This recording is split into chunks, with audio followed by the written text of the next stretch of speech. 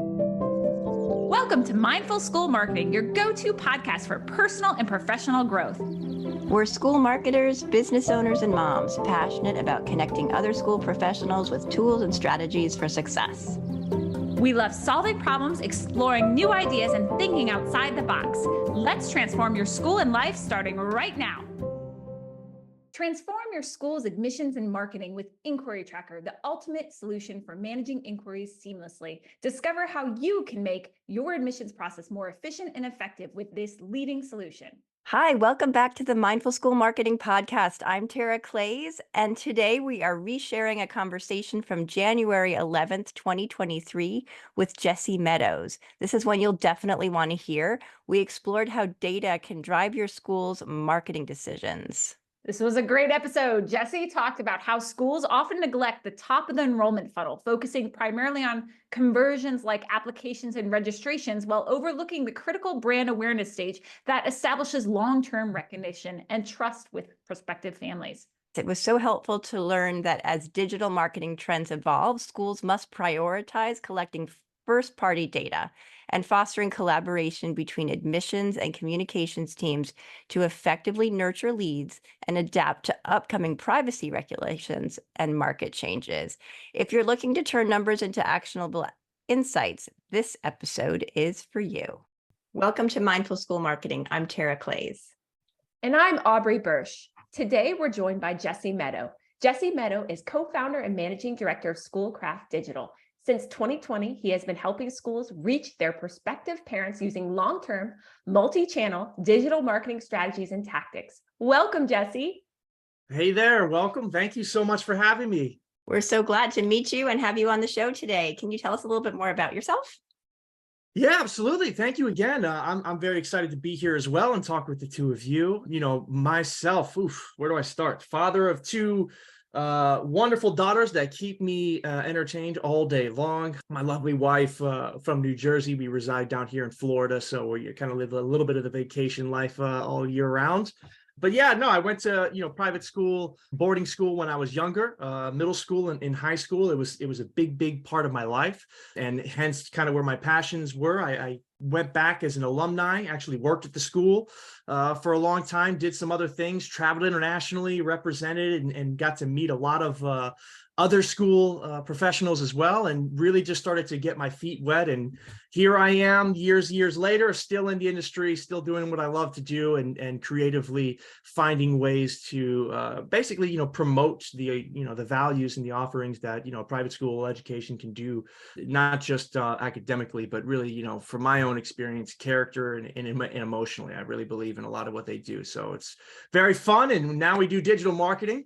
So we're trying to bring schools from, the antiquated days of, print and mailers and billboards, and trying to expand that a little bit into the parents of today and making sure that they're getting the consistent, luxury item marketing that, the rest of the industries are doing these days. That's amazing. I love your story because you experienced kind of what it's like to go to an independent school, and then you kind of now have seen multiple sides of what that looks like. And I remember talking to you before the show about like looking at it from a parent perspective too, because you're thinking school for my daughters, school, everything Right. like that. So different multiple perspectives. So we're so excited to have you on the show. And I'm excited to dive in with you with a topic that I think is somewhat misunderstood by schools, at least in discussions that we're having with them, and that's enrollment funnels. So can you talk to us a little bit more about like, what is a enrollment funnel? Like, how can a school use it effectively to really help their marketing efforts? Yeah, absolutely. This has been a big educational piece as we go through the process of talking with schools as well. Typically an enrollment funnel, essentially it's the student journey or the family journey. So, prospect, inquiries, applicants, enrolled. But in marketing terms, it generally follows much of the same thing as a sales funnel. We kind of modify it a little bit, but basically you're going to have that brand awareness stage, getting your name out there, getting families to know that you exist and what you offer. Obviously getting them to take that action, the decision making. Okay, we're going a little bit further down that funnel. On the conversion end, usually that it tends to be an application. Getting that application in, that's the strongest way to show that enrollment. And then there's the advocacy part. That's really kind of after the marketing piece. There's a lot of marketing that goes into it, but as far as us on the paid side, what we do, that's really more of the schools, but that's going to be your attrition. How are you, nurturing the leads that you're getting through the enrollment process, the current students you have? How are you nurturing them, giving them a great experience if they want to return every year, and really become advocates and ambassadors for the school. So, essentially it follows a lot of the model of the sales funnel, but, using some of the key points, I would say, that an admissions or an enrollment manager might be able to use with, their normal enrollment season. I don't know if that helps explain it for you at all. It does. It does. I mean, I think it can seem overwhelming because there are so many pieces and how they fit together. What parts of the funnel do you think get the least attention or are the most challenging for schools? The biggest thing we've noticed with schools, they're big on checking boxes. So, they are thinking that they're doing full-on marketing when it's really just a few months out of the year. It's really just going to be a few different advertisements or content pieces that they're pushing out at certain times. So, really they think they're hitting this marketing piece where really what we've kind of dubbed it is it's more of a random acts of marketing. Everything is really focused on the conversion. Hey, let's put this out here. Let's get registrations, let's get, applications, or let's get inquiries, or let's get tours.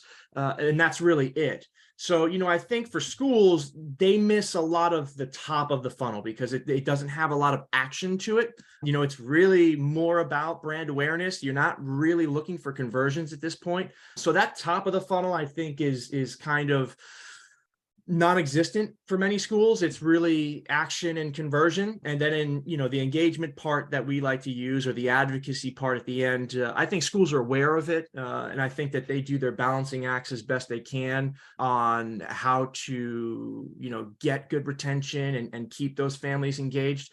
But I would say that top of the funnel, that brand awareness, that reach stage of the funnel is pretty much non-existent for schools, and the value of it, it's obviously valuable in a long-term marketing solution. I mean, you're talking year over year.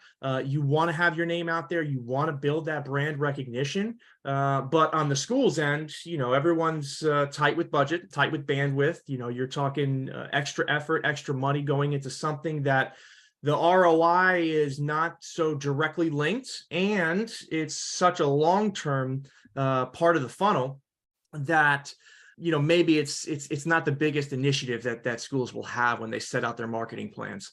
That makes a lot of sense. I'm curious, can you talk a little bit more, like, how does one think about the top of the funnel? If that seems to be one of the maybe overlooked areas, how does one kind of look at it and maybe think about it differently in terms of how it can better serve their school? Right. So I would say, a lot of the mailers that actually go out that schools like to do, they usually do it for, open houses or different events that they have. That's a very top of the funnel kind of thing. I know they're trying to get an action out of that, but, that is more of an awareness thing, a billboard that they put up, or, some schools, they have the movie theaters where they have the advertisements before the movies, maybe not so much anymore since the pandemic, but those are, types of magazine articles are great ones. If you're in a magazine at all, those are very top of the funnel things. That's not something that's going to designate an action for you, but it is an awareness that when you come in later with an action piece,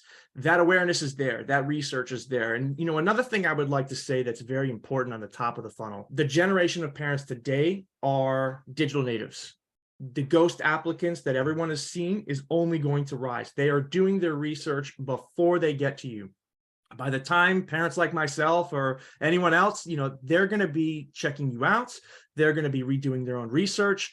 So the fact that 70, maybe even 80% of that whole process is done by the time I contact you means, what are you doing in the beginning stages of that to make them aware of what your values are? What is your story? What are you offering? So I like to say, that top of the funnel is a great way to, one, build the brand. If you got a great logo, especially if you've done any new projects or, new branding that you've done, maybe an acquisition of another campus or another school, those are great top of the funnels. Just, get your name out there. But really, it's a supportive effort. So when you come in with those strong calls, it's not the first time they're hearing about you, and like I said, that research portion of families, you really want to be proactive in that, and to think about it in terms of what are they finding out about us and what are we putting out there. You can control that, and that's really going to be a lot of the top of the funnel, even if it doesn't directly go to an application right away. That makes a lot of sense. And I can see how that would be something that's missed because it's hard to do. Yeah. But let's talk about now another part of the funnel that's hard to do, and that's conversions. So what sort of conversions should schools see at each part of the funnel to move them through it? A very good question, and it can vary a lot depending on what your campaign is. We always talk about what are the goals of the campaign. Some of them can be a little bit more specifically, some of them can be very broad. We've had campaigns where the goal was to, their school was filled up, but they used a lot of financial aid to get there. So we were supposed to be attracting a lot of higher thresholds, higher income threshold families. So those goals and conversions will be different from a general one. So that will depend. I would say on a general basis, if you were to think of the stages as what they are, then whatever your specific campaign goal is, it will fit inside of that. And for example, the reach stage, your brand awareness stage. This is when they're going to be researching your school. This is when they're going to be trying to find out a little bit more about you. So metrics that revolve around research are going to be great conversion metrics to look at. How long are they spending on whatever landing page that you're sending it? If you're bringing them to your website, are they going to multiple pages? What is their exit rate? Obviously, whenever you're doing paid marketing, you want to look at, your click-through rate. Is this message actually working with our audience group? But really it's going to be those, how many new users are we engaging them? How long are they spending? Are we seeing that they're looking at different things? That's going to be great conversion metrics for a brand awareness stage. When you get down to an action stage, that decision making, these are smaller actions. This is not what we're talking about, the application. A tour might be involved in an action stage, but definitely open house registrations. If you've got a special event or a carnival or something that you're opening up to the public, what are the registrations for that on?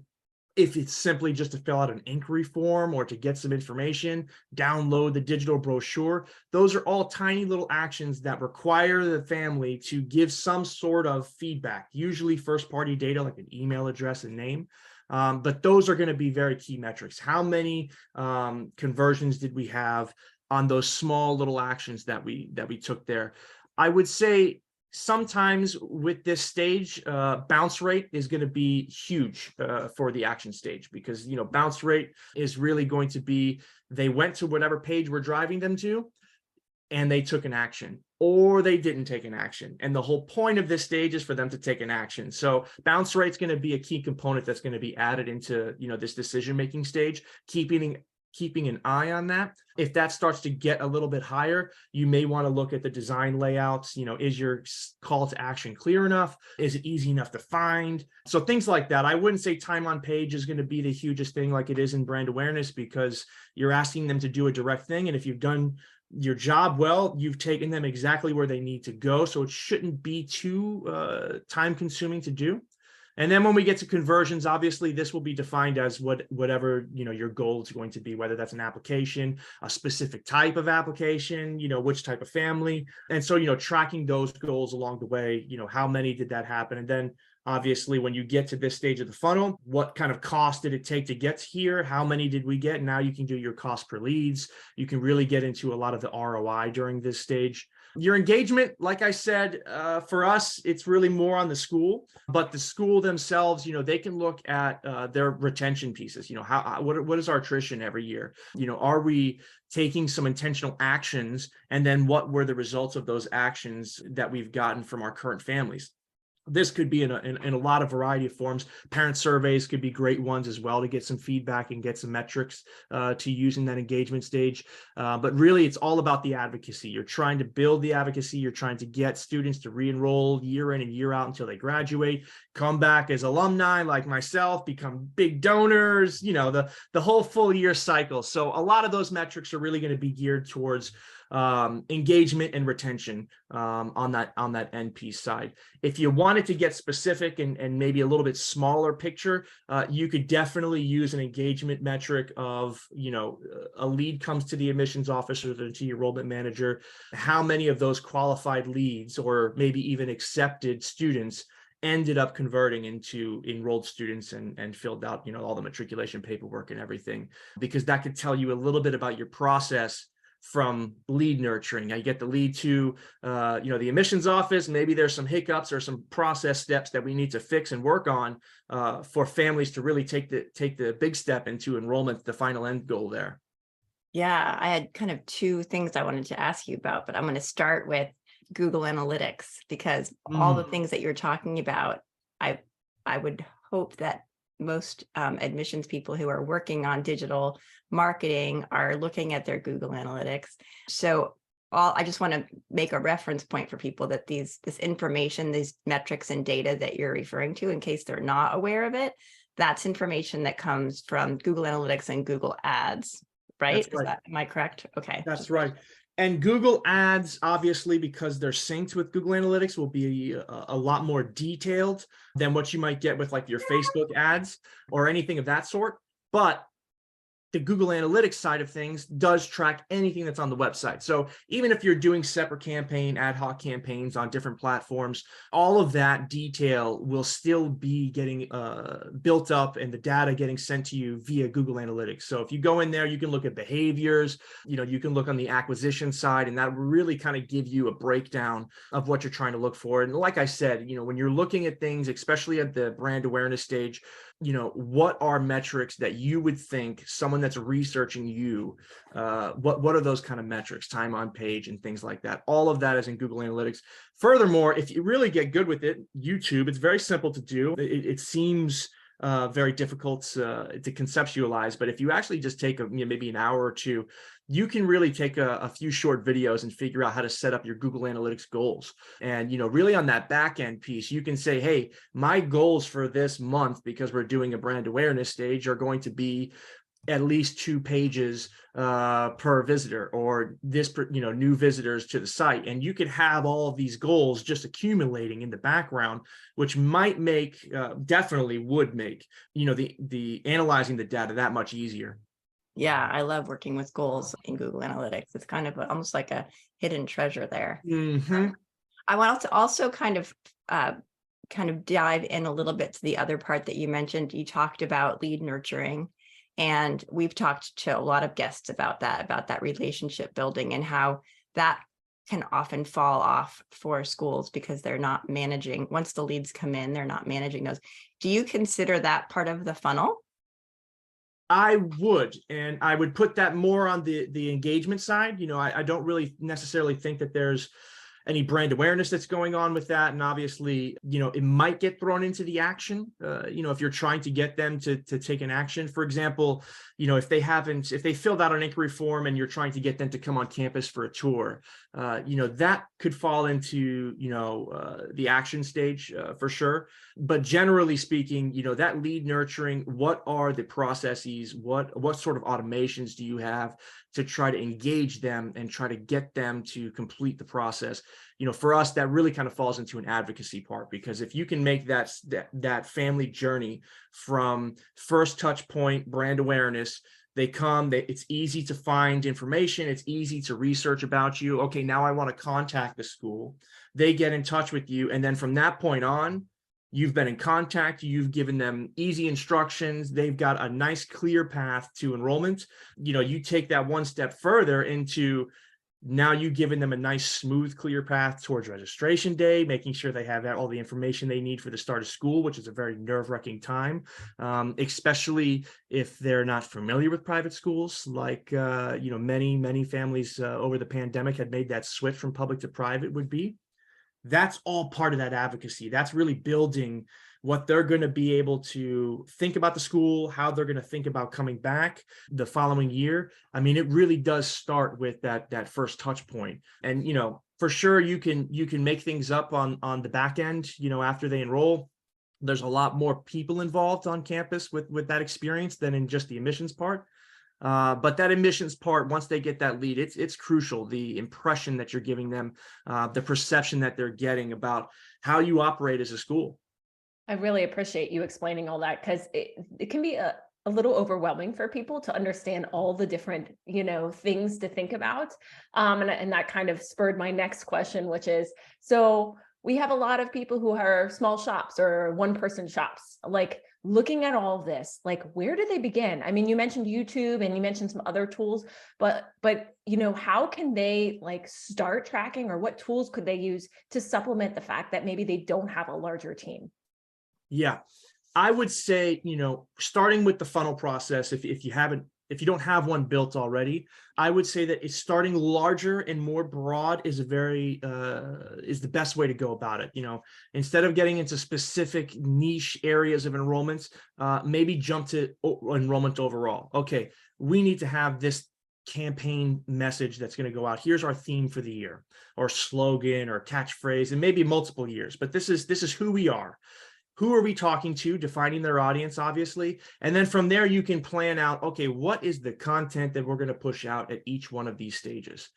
That can formulate a nice, simple plan. It's a very broad reaching plan. It's not really focused on any specific niche area that will be very time consuming to dive into individually. And then it'll also build the habits and the processes that will be efficient for you to get into those specific areas there. As far as the data, I would say Google Analytics is going to be your best friend here. Keep it simple. Your cost metrics are going to be, if you keep it on the broad basics, cost per click, cost per 1,000 impressions on that reach stage, that you're getting. And then, really, your ROI at the end results. You can formulate a lot of those. Outside of that, everything else should be available in Google Analytics if you want to keep it on a broad level.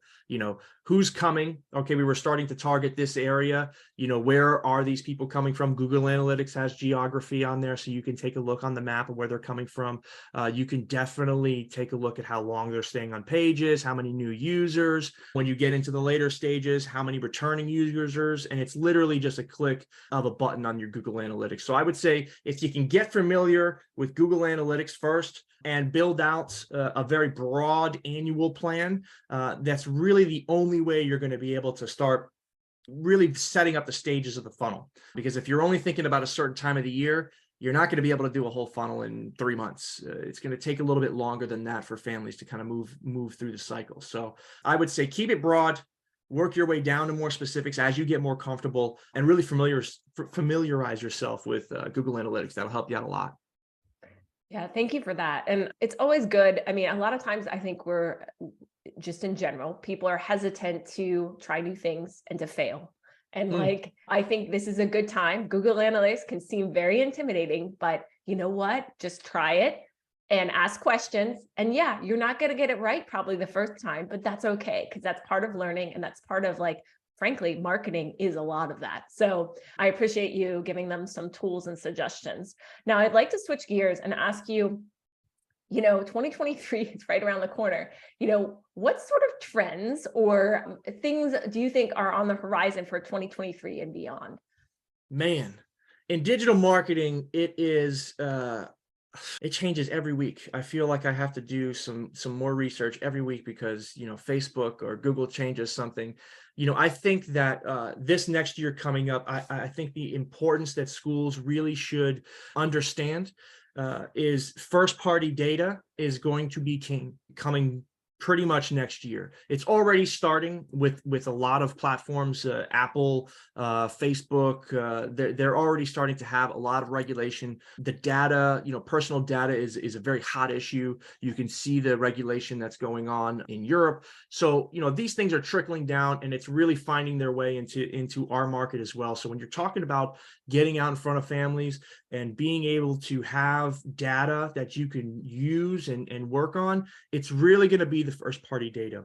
So I would say, in digital marketing in 2023, anything that you can do to get someone's email address, it doesn't have to be real detailed stuff. You can do a lot with an email address as far as building audiences and lookalike audiences. But names, addresses, phone numbers, email addresses, this type of information is going to be pure gold in the upcoming years, just because that's really going to be how you're going to use a lot of your outreach efforts in the future. Thanks for that. I love learning about what's coming down the pike and hearing predictions for what's next. Who knows? Who knows what's around? And I wish I had a crystal ball, but sometimes you never know. That was actually supposed to have already happened.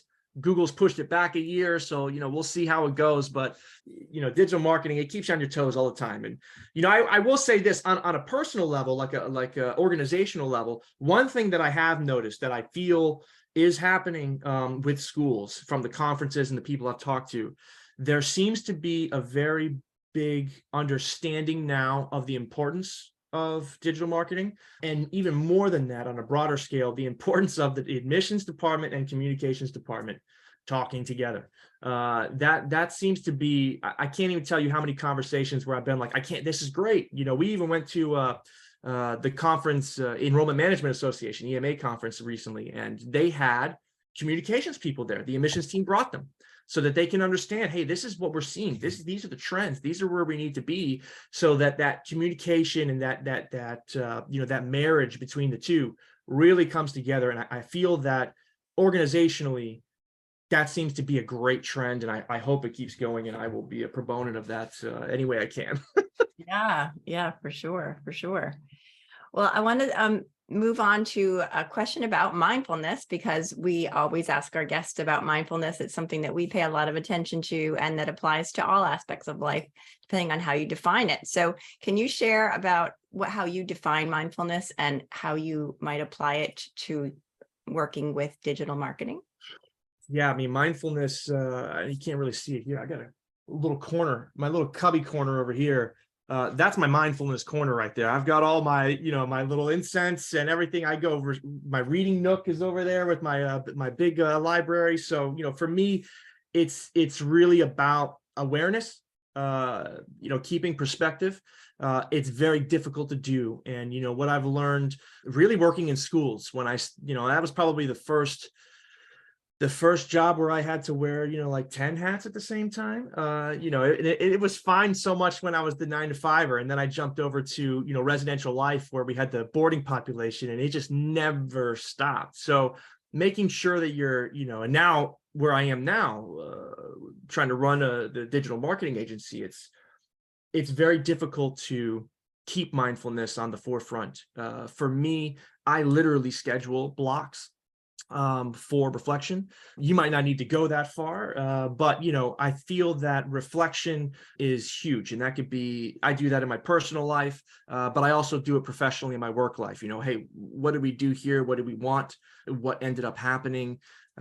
For me, a lot of what I do is build out processes. So, what's working well, what's not working well, is this helping to achieve? So, in digital marketing, mindfulness for me is, hey, try to take a break. There's a lot there's a lot of rabbit holes you can go down and fill your entire time, but sometimes take a step back, have some reflection about what's happening, where you're trying to go, and really, really nail in and hone in on what's working well from that reflection piece. That's great and so powerful. I mean, taking a step back in general just sometimes gives you perspective on where you need to go. So thank you. That's really helpful. So we're going to transition into our rapid fire questions. Are you ready? I hope so. All right. This is one of my favorites. If you could put one book as mandatory reading in the high school curriculum, what would it be? It's got, listen, I finished a book, the last book I finished in September, Atomic Habits. It's got to be Atomic Habits.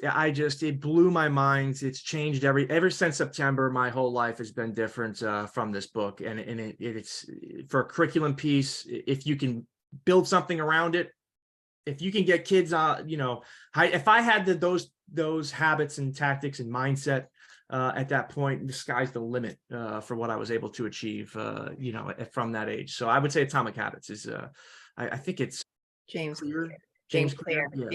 Yeah, we are fans of that book. I'm also like a disciple of that, and it's been mentioned by many of our guests. So we do have a Goodreads list that I like to plug, where we have just a fabulous list of great books to check out, and Atomic Habits is already on it. Okay. Sorry I couldn't add more, but Okay, maybe no worries. one more vote, it's like, hey, which school's going to do this first, right? I'm going to recommend my children's school. I'm going to send them a copy because I loved how you said weave into the curriculum. I was like, oh, we could, I meanwhile was just going to force my children to read all these books, but what if my school could weave it into the curriculum? So I like your thinking. Thank you. Yeah. The next rapid fire question is, what's one app you could not live without? Oh man, right now, TikTok. Come on now. It's just so much fun. And when you need the break, it's there. I hate that sometimes it takes more time than I want, but it's great. But no, all seriousness, I probably would be Slack, to be honest with you. I know that's a weird one, but we're remote work. So, we've got, employees all over the country. For us, Slack is, I just couldn't be without Slack. Everything else on the social side, I grow up, my ADHD kicks in, I move on to something else. But Slack's always there. I can't get rid of it. Can't live without it. That knock, knock, knock sound. That's right.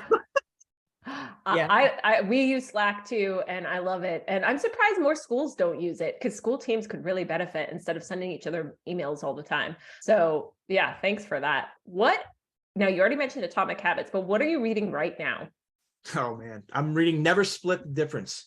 It's Chris Voss book, and I got to tell you, it's been great. I like that one too. It's basically a former FBI agent talking about negotiation tactics, and a lot of the references that he uses are obviously based off of hostage situations or things like this, but the strategies and the mindsets behind them can really be applied to so many different things. And just a funny story really quick. I remember reading it. I think it was actually just a few weeks ago. I was in bed. My wife was actually TikToking, and I'm reading this piece. I finished this paragraph. I take a deep breath. I look at my wife. I say, this book is not good for you because this is teaching me exactly how to plan, how to get what I want, and how to really organize this thought process. I said, I need to put this book down or we're going to get into a lot of fights. Oh my gosh, that's funny. I love that book. I also watched his masterclass, which was intriguing. So I didn't know. I have to check that out. Good to know. Yeah. All right. Well, we're going to wrap up with our last question, which is, what is one great piece of advice that you'd like to leave us with, Jesse? Top of mind, it's focus on the process, not the end goal. Something I learned from Atomic Habits, end goals are very important to have, but your focus day in, day out, it really should be on building the habit and building the process, because in the end, you'll reach your goal. And then what? If you have a good process, if you have good habits, you'll just continue to have new end goals, to continue to climb that mountain. So I would say focus on the process. Great. Thank you so much, Jesse. We really appreciated your time. Where can people find you online? Sure. Yeah, we're available on any of the social media platforms. Schoolcraft Digital, you can look us up. We're also at www.schoolcraftdigital.com. You can reach out any which way that you have there. We have plenty of ways to find us on that website. Thank you so much, Jesse. We loved having you here, and I know our audience will find this conversation very valuable. Thank you. Sure hope so. Thank you so much for having me. I really appreciate it. Thanks. Bye-bye. Bye. Bye. This episode is brought to you by Enquiry Tracker. We believe that every inquiry is an opportunity, and with Enquiry Tracker, you can unlock the full potential of your school's enrollment journey. Say goodbye to missed opportunities and hello to a streamlined admissions process that prioritizes efficiency and effectiveness. Discover the leading solution for school admissions and marketing. Visit inquirytracker.net to book a personalized demo today. That's inquiry with an E, tracker.net. Thanks for joining us on the Mindful School Marketing Podcast. We'd love it if you pop into iTunes and leave a review, 5-star preferred. Let us know how you like the show. It helps us improve what we're doing and helps others find us too.